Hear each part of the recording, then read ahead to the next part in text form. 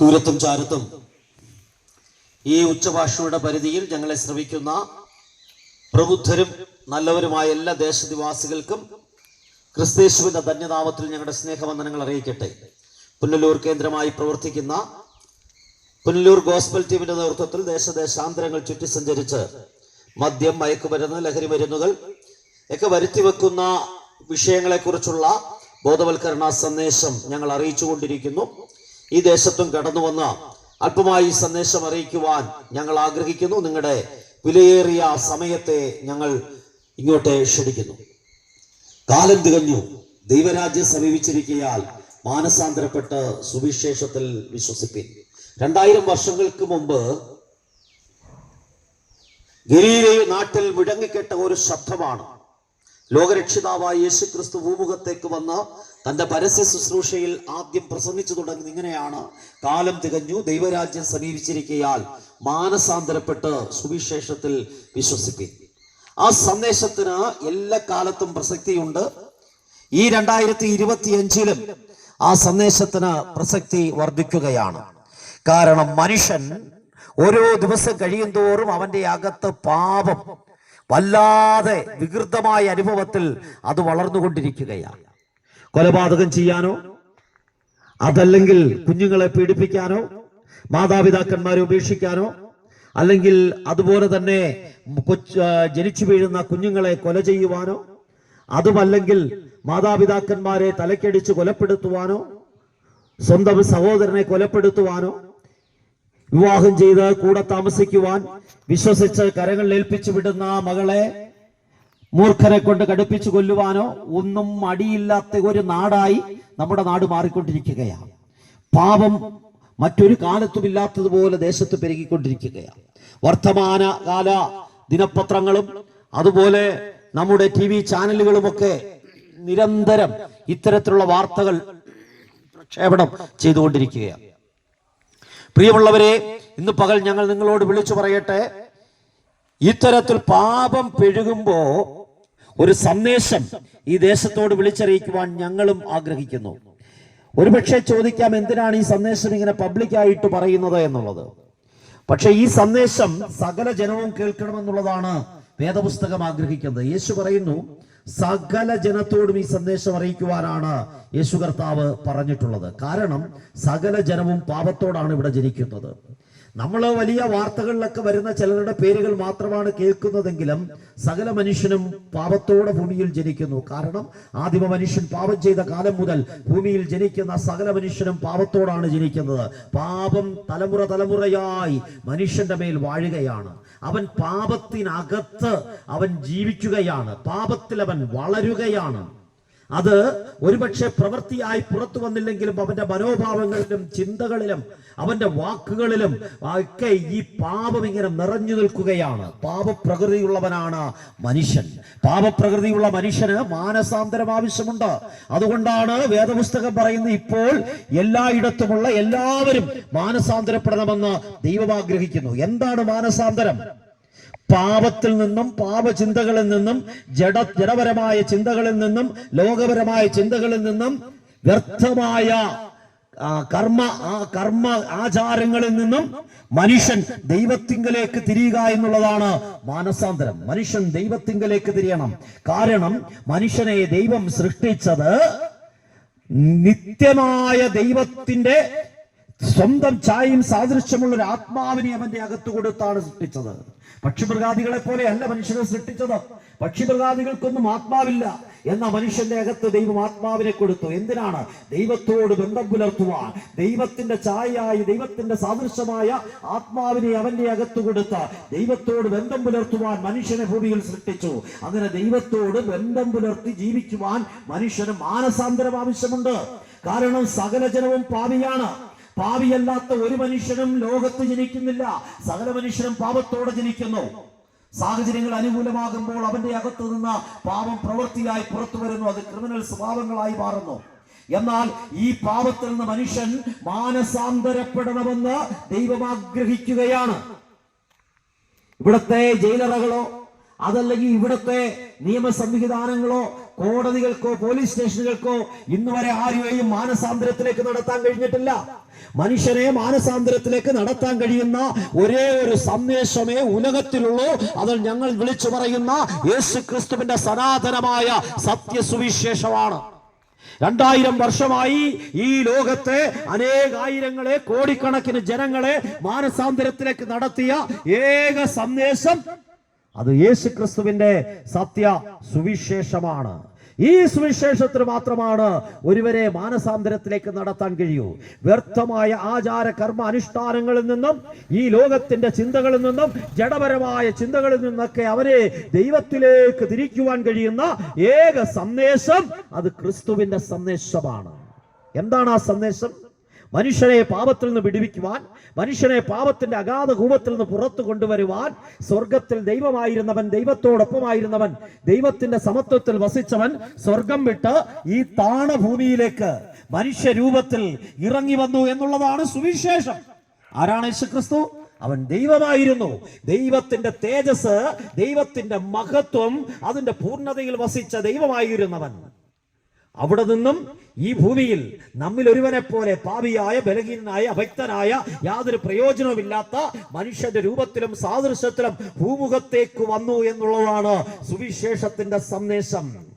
ദൈവത്തിന് ജാതിയില്ല, ദൈവത്തിന് മതമില്ല, ദൈവത്തിന് വർണ്ണമില്ല, ദൈവത്തിന് ലിംഗഭേദമില്ല. ദൈവം എല്ലാവരെയും സ്നേഹിക്കുന്നു.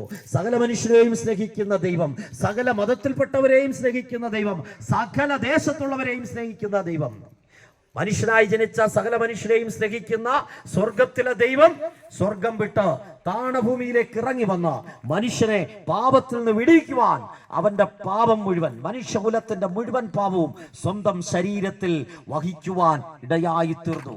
അതിനെക്കുറിച്ചാണ് വേദപുസ്തകം പറയുന്നത്, ഉലക സ്ഥാപനത്തിനു മുമ്പേ ദൈവത്താൽ നിർണയിക്കപ്പെട്ട, ലോകത്തിന്റെ പാപങ്ങൾ ചുമക്കുന്ന ദൈവത്തിന്റെ കുഞ്ഞാടായിരുന്നു യേശുക്രിസ്തു. യേശുക്രിസ്തു ദൈവമായിരുന്നു, എന്നാൽ അതേസമയം അവൻ പൂർണ്ണ മനുഷ്യനായി ഉലകത്തിലേക്ക് വന്നു. അവൻ ദൈവമായിരുന്നത് കൊണ്ട് അവനിൽ പാപമില്ലായിരുന്നു. പാപമില്ലാത്തവൻ, പാപം ചെയ്തിട്ടില്ലാത്തവൻ, പാപത്തെക്കുറിച്ച് ബോധ്യമില്ലാത്തവൻ, പരമപരിശുദ്ധനായവൻ, സകല മനുഷ്യന്റെയും സകല പാപവും സ്വന്തം ശരീരത്തിൽ വഹിച്ചുകൊണ്ട് മാനവകുലത്തിനു വേണ്ടി അവൻ പാപമായി മാറുവാനിടയായി തീർന്നു. അങ്ങനെ മാനവകുലത്തിനു വേണ്ടി പാപമായി തീർന്ന യേശുക്രിസ്തു മനുഷ്യന്റെ പാപത്തിന്റെ പരിഹാരത്തിനായി കാൽവരിയിൽ യാഗമായി തീർന്നു. മനുഷ്യൻ ചെയ്യുന്ന കർമ്മ, അനുഷ്ഠാന, ആചാര ഒന്നും കൊണ്ട് മനുഷ്യന് പാപത്തിൽ നിന്ന് പുറത്തു വരാൻ കഴിയില്ല. മനുഷ്യൻ ഒത്തിരി മതങ്ങൾ ഉണ്ടാക്കി, മനുഷ്യൻ ഒരുപാട് കർമ്മങ്ങൾ ഉണ്ടാക്കി, ഒരുപാട് ആചാരങ്ങൾ ഉണ്ടാക്കി. അവൻ പലവിധത്തിലുള്ള തീർത്ഥാടനങ്ങളും പലവിധത്തിലുള്ള ഉത്സവങ്ങൾ, പെരുന്നാളുകൾ, നോമ്പുകൾ ഒക്കെ അവൻ നിർമ്മിച്ചു. പലതരത്തിലുള്ള ഫിലോസഫികൾ അവൻ ഉണ്ടാക്കി. പക്ഷേ അതിനൊന്നും മനുഷ്യരെ പാപത്തിൽ നിന്ന് പുറത്തു കൊണ്ടുവരാൻ കഴിയാതിരിക്കുമ്പോ, മനുഷ്യരെ പാപത്തിൽ നിന്ന് പുറത്തു കൊണ്ടുവരുവാൻ സ്വർഗത്തിലെ ദൈവം ഒരുക്കിയ പദ്ധതിയായിരുന്നു യേശുക്രിസ്തു. യേശുക്രിസ്തു ഭൂമിയിലേക്ക് വന്നു. മനുഷ്യന്റെ മുഴുവൻ പാപവും സ്വന്തം ശരീരത്തിൽ വഹിച്ച കാൽവരിയിൽ മാനവകുലത്തിന്റെ പാപത്തിന്റെ പരിഹാരത്തിനായി എന്നേക്കും മനുഷ്യന്റെ പാപം എന്നേക്കും ഈ നീക്കിക്കളയുവാൻ, സകല പാപത്തിന്റെയും പരിഹാരത്തിനായി യേശു കാൽവരിയിൽ യാഗമായി തീരുവാനിടയായി തീർന്നു.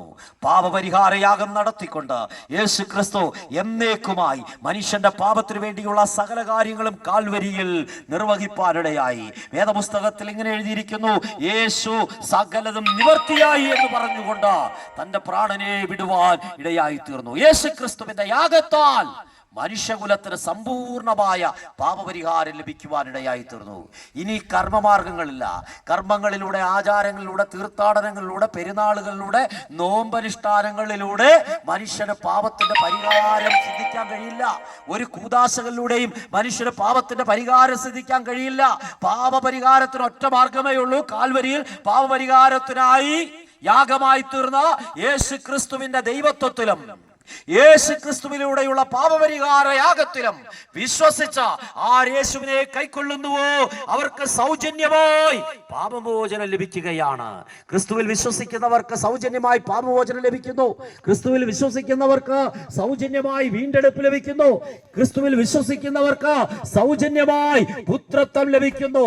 അതുകൊണ്ടാണ് വേദപുസ്തകം പറയുന്നത്, അവനെ കൈക്കൊണ്ട് അവന്റെ നാമത്തിൽ വിശ്വസിക്കുന്ന ഏവർക്കും ദൈവമക്കളാകുവാൻ അവൻ അവൻ അധികാരം നൽകി.